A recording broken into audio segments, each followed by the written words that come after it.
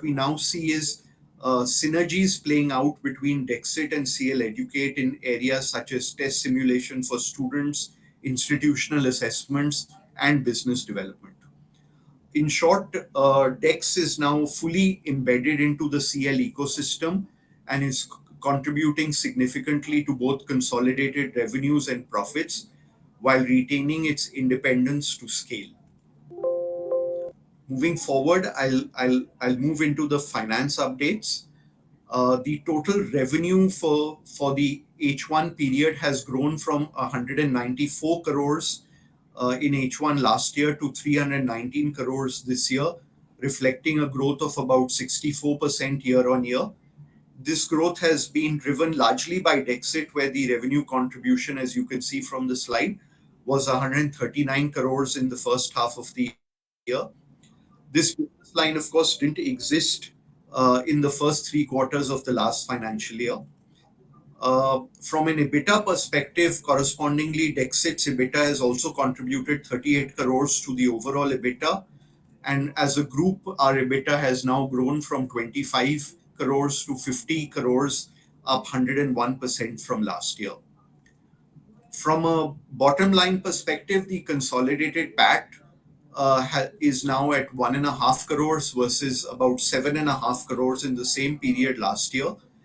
The reduced profit, of course, is, as you're all aware, attributable to a significantly higher finance cost of 26 crores versus just 1 crore in H1 last year, primarily reflecting the full impact of the acquisition related borrowings and also due to higher depreciation, which has grown from 8 crores last year to about 19 crores this year, following the capitalization of intangible assets post the purchase price allocation process that we spoke about in the last quarter as well.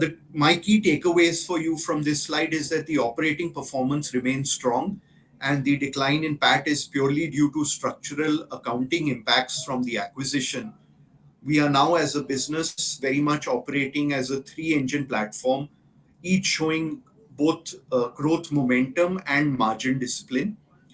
We continue to maintain strong cost controls and are focused on debt reduction from a medium to long term perspective. Moving forward into the edtech business, Gautam, I'd like to request you to please take over.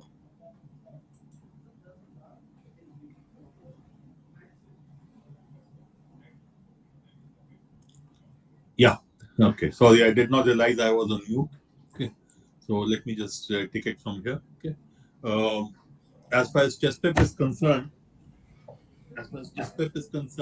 as I've been saying in the last couple of meetings also, this is a period of flux for the ChessPep with a significant, let's say, number of students moving off from offline to online, and as far as the market is concerned for the products that we are dealing in, by and large, while the market size has remained the same, the propensity of the students to go for coaching and the kind of coaching they are going for is changing. Okay?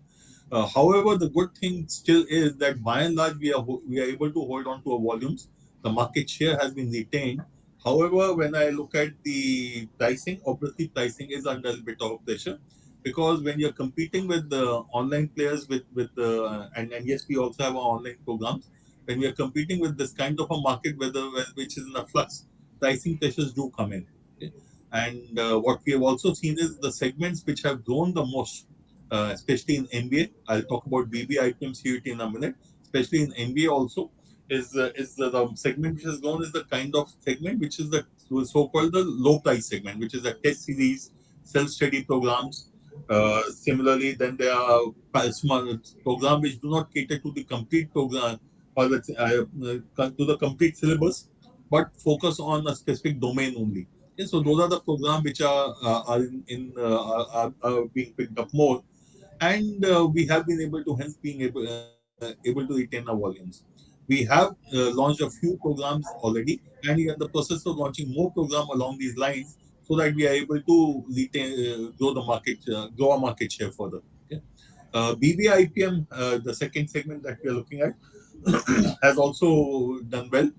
though it's a small base, though working on a small base, but this seems to be promising. And with the number of IIMs coming out with the program focused on the UG segment, we see this to be growing.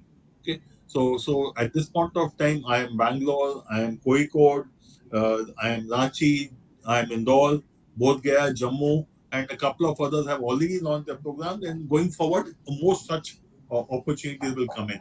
And in general, BBA we think, or BBA IPM or this UG programs are the ones which are going to be driving our growth going forward.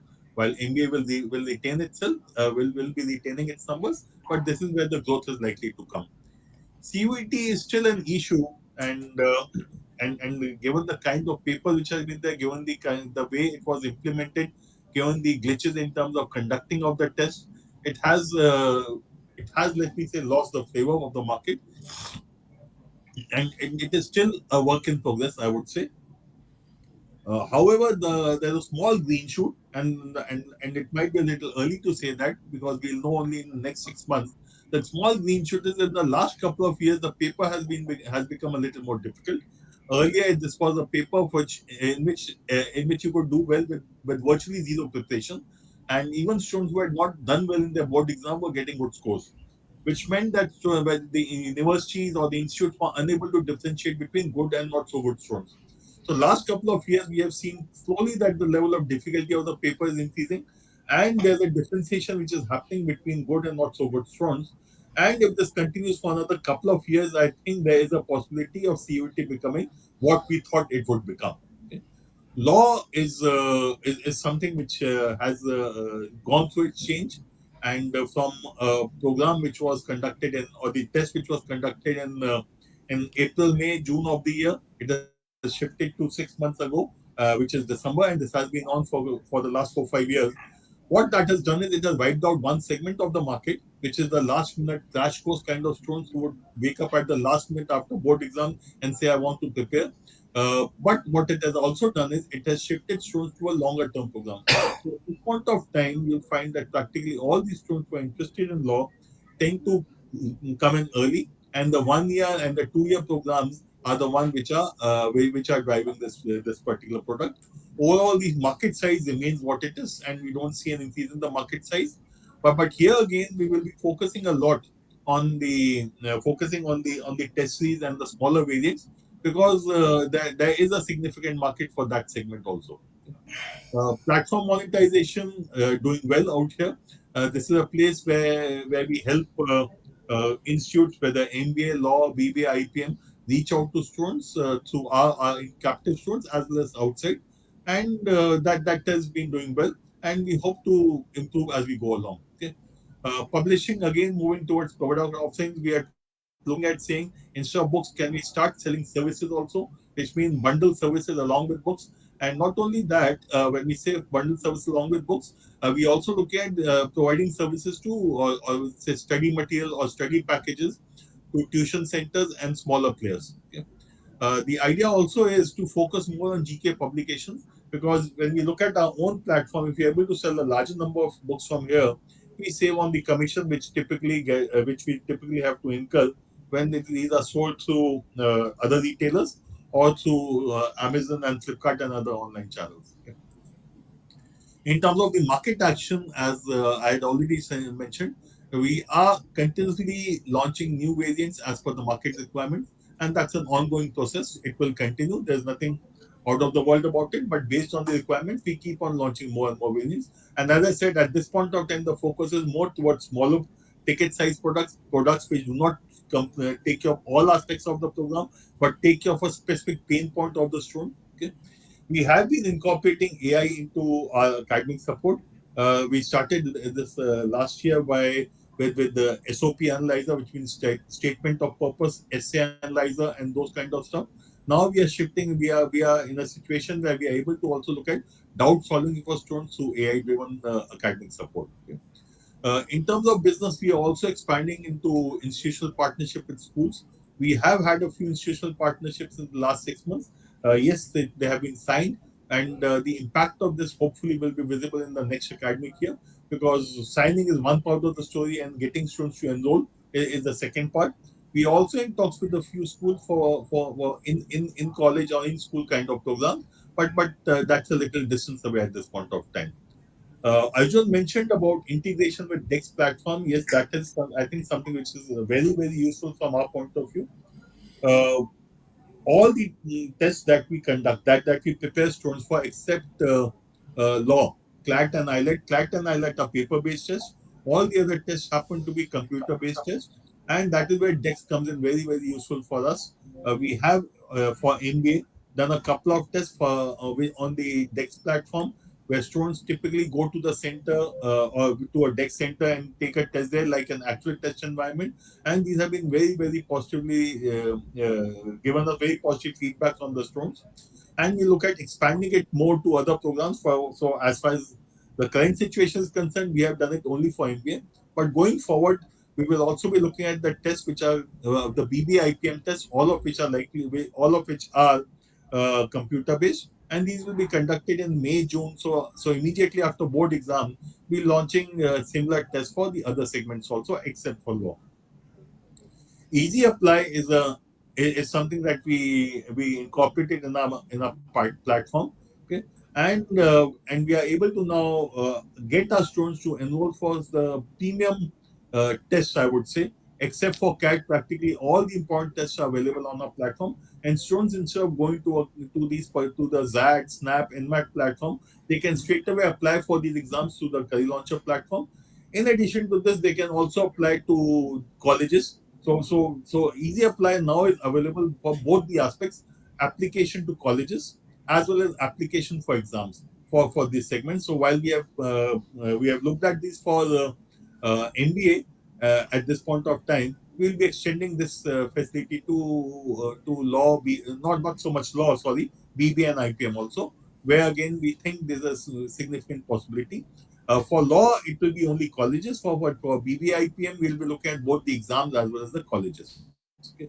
At present, we have over 15 students on board, apart from the one which I mentioned. In addition to this, we have also been expanding in terms of creating a partner network which is outside the conventional CL network. The conventional CL network consists essentially of the business partners or the so-called franchisees. I prefer to call them business partners. But we're also looking at tuition partners, tuition centers, and other similar players to get them onto a platform, so that their students will also have the benefit of Easy Apply and the Career Launcher platform in reaching out to the colleges. So that's essentially what we have been able to do so far. Arjun, back to you. Thanks, Gautam. I'd now like to request Nikhil to provide an update on the MarTech business. Nikhil, over to you. Yeah, thanks, GP. Thanks, Arjun. Please confirm if I'm audible clearly. Yes, you are. Please go Okay. ahead. Uh, so, market business has been stable, uh, growing at a reasonable pace. There are always certain movements depending upon certain seasonality and activities. Some of the activities which get moved from one quarter to the other depending upon client requirements. So basically, our revenues has grown by about 6% on a year-to-year basis, with a significant growth occurring as has been the trend in our international market operations, with 21 crore going to about 28 crores. India business has declined slightly from 57 to 54 crores, with some of the action moving from Q1, H1 to some parts in H2, depending upon seasonality. As we had, as I'd shared, Dell, Google uh, continue to be some of our largest clients and have been growing pretty stably, not just in India but also abroad. New activities like CXO engagements and audience generation programs, which are based through our demand generation process, have been gaining steady traction. And over the last 6 odd months, we have specifically focused on CXO engagements, and that has drawn significant pull from a lot of corporates in the IT sector. Going forward, we are positioning our company more to be driven by international revenues, technology revenues, and digital services. Our digital revenues in H1 have grown by about 28% over the same period last year, with about 40% of it coming from outside India. We have added new customers, especially internationally, like Tetra Pak and Hilton, with significant amount of digital contribution in terms of the wallet share. Uh, Utsav, which we had incorporated, has now is now in the first year of its business development and execution. The first round of business executions, especially for the weddings, will come up in this quarter and in Q4 for this year. This business, currently being in investment phase, will continue to remain so for the next 4 to 6 quarters before it starts accreting EBITDA to the overall MarTech business. So you will also see that because of the investments made in manpower, business development, and all the associated services, there has been a very marginal 3% drop in the EBITDA, but that's predominantly because of Utsav investments. I think next 4 odd quarters, there it will keep on having a minor drag on the overall profitability, but the overall keystone in the marketing martech business will continue to grow at a reasonable pace at a steady profitability over the next 4 quarters. I think that's the brief update on martech business. Arjun. Thanks, Nikhil. I'll also just provide a quick update on the DEX business before we throw the floor open to questions. As shared previously, Dexit continues to deliver strong performance and stability post the integration. In H1 specifically, the revenues have grown from about 125 crores last year to 139 crores this year, which is about a 12% growth. Also, last year's H1 revenues were slightly bloated by uh, a demand due to ICI not having had their exams for a period of time before they signed up with us as their new service provider. So last year's H1 numbers were boosted significantly by that. So if I were to do an apples to apples comparison, I would probably say it's grown from about 115, 117 to about 139 crores this year. The EBITDA is also up more than 40% from 27 crores to about 38 crores, driven by higher volumes, better operating mix, and capacity utilization across our 237 centers. As shared before, on the business side, we continue to do well in terms of client retention. All our clients that were there as part of NSCIT have successfully transitioned to becoming Dexit global clients. The loss of the NSC brand name has had no impact in terms of things on the business side. In fact, the migration to being a part of the CL Educate group is has largely been seen very positively by most clients, and you should hear from us in the coming quarters on the synergies that the businesses can derive as a part of being a part of the CL group as a whole. The DEX team has also successfully executed several new contracts, including projects from the Ayush Ministry, IIBF, UIDI, and Measure Learning. And as a group, Dexit has also delivered more than 27 lakh assessments in H1, spanning marquee clients such as IRDA, NISM, ICAI, the Directorate General of Training, and the National Testing Agency, reaffirming our position as one of the largest standalone digital assessment platforms globally. What's particularly encouraging is that the new brand identity, especially, has been extremely well received. What we'll do now is I'll pause for a few minutes and then we'll throw the floor open to questions. Once again, thank you to all our investors, our partners, lenders, and analysts for your continued trust and support. and engagement. That concludes our business and financial updates for this quarter. We'll pause right now while we take your questions.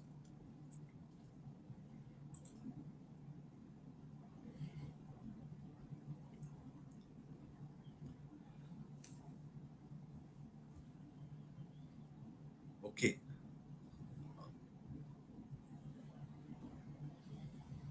So we have a question from Madhur Rathi. Why is the interest cost on the higher side despite being debt free? Madhur, I'm sorry, I don't think we've interacted previously, but we are not debt free at present. Last year, we had taken an additional 200 crores of debt over and above our working capital requirements to fund the acquisition of NSCIT Limited, and it's a 6-year debt that we have taken on our balance sheet, which we hope to clear prematurely. But yes, so the interest costs are on account of that and on account of the accounting adjustments uh, related to INDAS. Another question from Madhur is, how is seasonality in the DEX business? Can H1 performance be annualized, or is this business skewed towards H1 and H2? Madhur, the DEX business is not a is actually divided into two parts. There's certifications and examinations, which tend to flow in one particular way, and then there's on-demand testing, and which tends to flow differently in terms of accreditations. So for example, our IRDA client is a 12-month annuity business which flows right through the year. The only dip that happens is sometimes during holidays like Diwali, where the number of students who write the exam over a week or 10 days might be a little bit lower. But then there are also one-off exams which get executed between a 7-day window or a 10-day window, and that would impact a specific quarter's performance. But on an overall level, because our business is fairly well distributed, there is a little bit of a, a mix between the different quarters. There will be a little bit of higher quarters and lower quarters, but not too much significantly unless there are very, very specific large one-off exams. So while I would not recommend looking at it purely from converting H1 numbers into 2 and annualizing it, we do hope that H2 would be a little bit better than H1, given the number of exams and the nature of exams that we have in our pipeline. But this year it could be fairly similar. Over the years, it might tend to spread itself out a little bit more.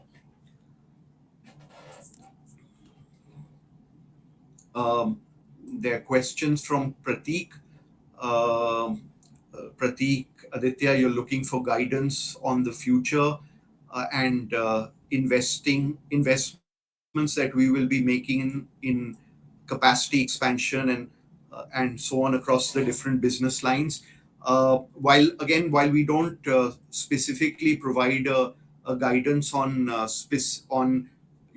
H2 will look like, we can share that as and when the business demands are such that it requires us to make investments, whether that's in people, whether that's in product, or whether that's in technology, we continue to do so. We don't constrain ourselves from that perspective. Um, there, there's a question on what the standalone business is expected to uh, provide over the coming months, and why has the test prep business declined? Uh, Gautam, would you like to take this question?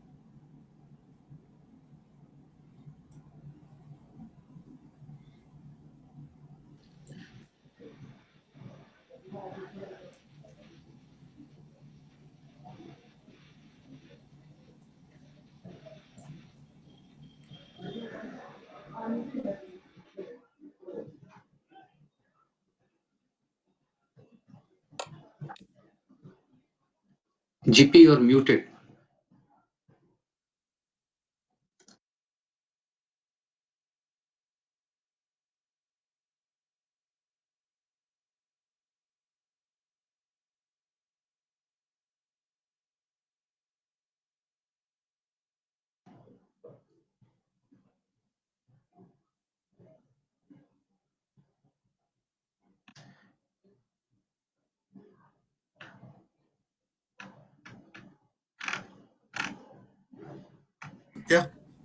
Am I audible?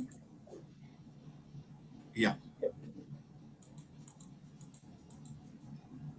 Okay. I believe there's an issue at Gautam's end. Satya, would you like to take that question? Gautam has just messaged. Yeah, so I think GP did cover it in his commentary while going through the presentation, and the test prep uh, in different segments, as we said, it is in a bit of a flux. There are segments where we are seeing certain shifts in um student choices. There is a shift that we are observing in terms of classroom versus online, long duration program versus short duration programs. And in that mix, one of the things that consciously our business leaders are making a choice, we're making a choice is to make sure that we hold on and improve our market shares. And in that battle, the ARPUs, the realizations per ticket is where it's getting a little compromised. We think that, as GP has said today, and said it in the past also, this is something that will continue for a few quarters. I think we should look at it for the next academic year when the next season starts. How does this happen?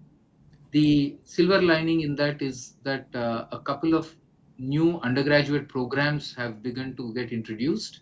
So if CUET quality gets better in terms of toughness, IIM Bangalore undergrad program gets launched. There could be new revenue streams in and around career services and test prep. For now, inside the BAU, the MBA one is slightly challenged, and maybe you people have also noticed that there was a slight drop in the number of applications this year for CAT, which closed recently. Back to you, Arjun. Right. Thanks, Satya. Uh, there is a question from one of our regulars, Rahul Bansali. Are we looking for strategic investment in DEX? And or are we looking at also doing some fundraising in the EdTech and MarTech businesses going forward? Okay, Satya? I'll take that, Arjun. Yeah. Uh, yes, I think in the next quarter, there are certain plans and there are some discussions that are already underway. We wanted to wait for the first 2 quarters post integration to pan out well. Now that that has happened, we are putting together our updated plans for 27 and 28, and the board will convene shortly to debate various options. Chances are that it might be a equity raise, uh, but when and how much, etc., we would request you to hold on for us to unveil that or share that maybe at the end of the next quarter. Thanks, Satya. There's a question from Nitya Shah about the uh, near 200 crores of cash on the balance sheet. Nitya, I think you might have missed one of our earlier calls, but there is a capital reduction scheme that has come as part of the NSCIT acquisition that we undertook, and there's about 183 crores of cash that NSC had left behind on the balance sheet, which belongs to them. Its interest will accrue to them, and we are simply the custodians of that while the capital reduction scheme is concluded. So those funds are not ours; they're held in an escrow account, and they'll be transferred to NSC investments on the conclusion of the capital reduction scheme, which we're hoping will get concluded in Q3 and Q4.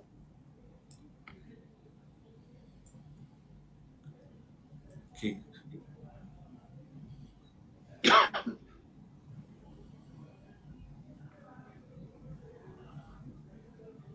There's a question from Pratik Giri on the margins in the DEX business and whether we should expect them to go down from here given that expenses uh, are being incurred, and what are what is, and there's a parallel question on DEX from another one of our investors on how does the pricing work, and is there a price increase that we can expect on contracts going forward? Satya, you or me? Yeah, sure, I can take that, Arjun. Sure. So I think margins, we should consider this as it is. We can keep it. It won't move dramatically either upwards or downwards. So I don't see shrinking of margins happening. As far as pricing is concerned, some of those which will be newer contracts, they might get a little better. Those that are already done and sealed for 2 years or 3 years or 4 years, with those terms already signed in on both sides, those will remain as they are. But I think on both sides, pricing as well as margins, I think we are in a good place. There is no significant investments that we foresee that are not linked to the commensurate growth with revenues or bottom line EBITDA for the next 4 to 8 quarters. Right. Thank you, Satya. There's another question, and in fact, it's our last one on the interest cost and what is the quantum of the accounting entry. Prateek, the accounting entry here is to the tune of about 5 crores a quarter, and this is on account of the redeemable preference shares and their fair valuation that is done as part of INDAS. This will continue probably through most of Q3 till the capital reduction is completed, and then from that quarter onwards, hopefully you will see that portion of our finance cost dissipating. So the actual finance cost, the actual cash outflow, you can calculate by knocking off approximately 5 crores per quarter from the reported finance costs. Right. That's it in terms of the questions, Satya.